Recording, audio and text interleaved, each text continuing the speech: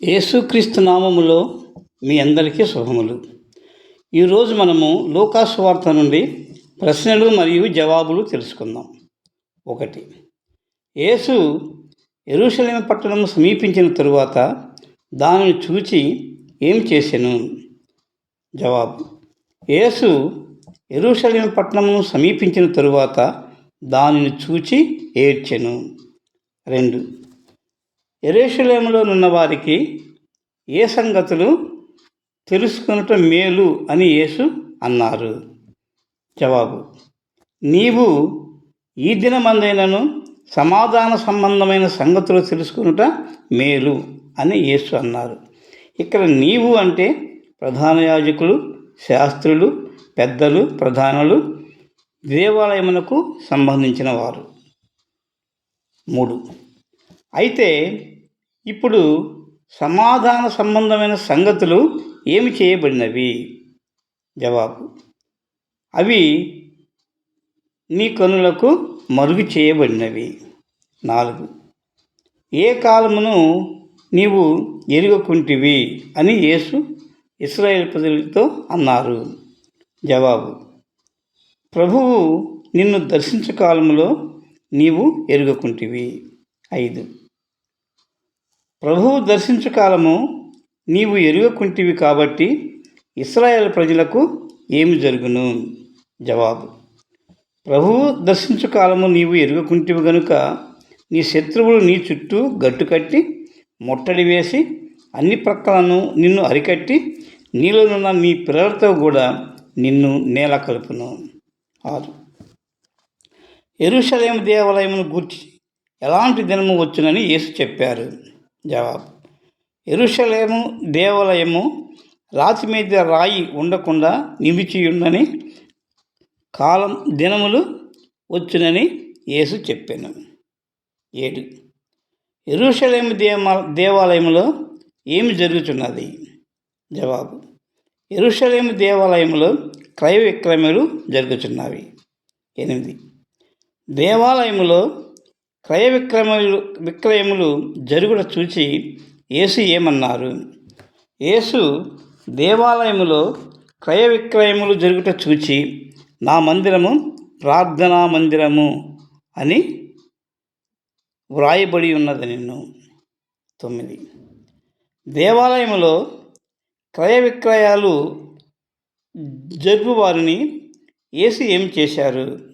దేవాలయంలో విక్రయాలు జరుపు వారితో మీరు దేవాలయమును దొంగల గుహలుగా చేశారని విక్రయాలు జరుపు వారిని యేసు దేవాలయంలో నుండి వెళ్ళగొట్టాడు.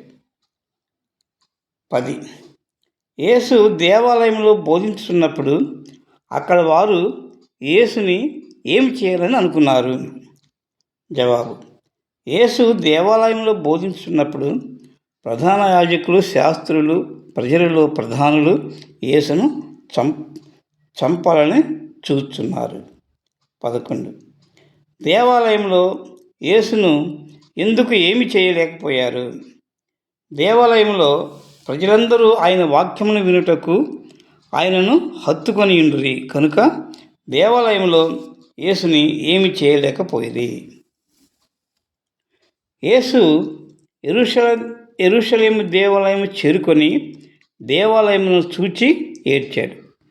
దేవాలయంలో పరిస్థితి దేవాలయమునకు ముందు జరగబోయే పరిస్థితిని చూచి ఏడ్చారు. కాబట్టి క్రీస్తు శకం 70వ సంవత్సరంలో రోమా చక్రవర్తి టైటస్ ఇజ్రాయేల్ దేశంపై దండెత్తి యెరూషలేము దేవాలయమును పూర్తిగా నాశనం చేస్తాడు.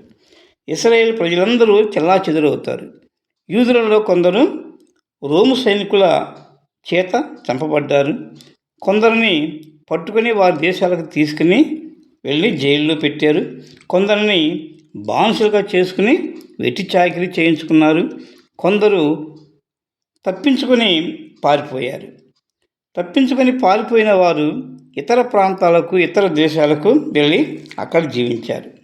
ఇలా ఇశ్రాయేల్ దేశము నాశనం అవుతుందని యేసు ఏడ్చాడు.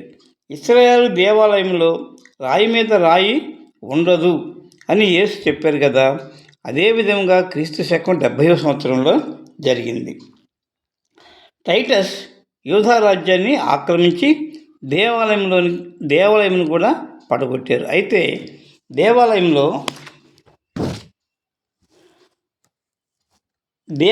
పడగొట్టేటప్పుడు దేవాలయంలో ఉన్న బంగారాన్ని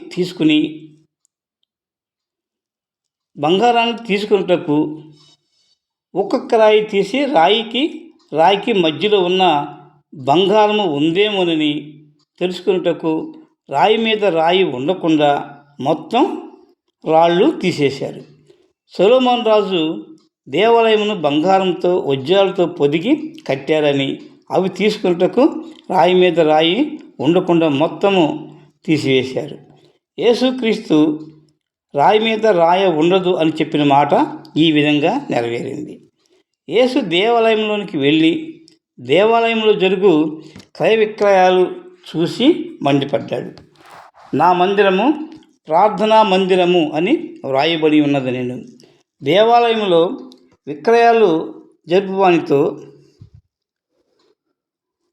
అన్నాడు. దేవాలయమును దొంగల గుహగా మార్చారు అని అన్నాడు. మరి విక్రయాలు జరుపు వారిని దేవాలయంలో నుండి వెళ్ళగొట్టాడు. యేసు ప్రతిదినము యెరూషలేము దేవాలయంలో బోధించుతున్నాడు.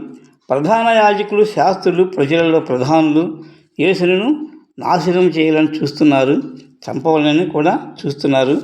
కానీ ప్రజలందరూ యేసు చెప్పు వాక్యము వినుటకు యేసుని హత్తుకొని ఉన్నారు. కాబట్టి దేవాలయంలో యేసుని ఏమి చేయలేక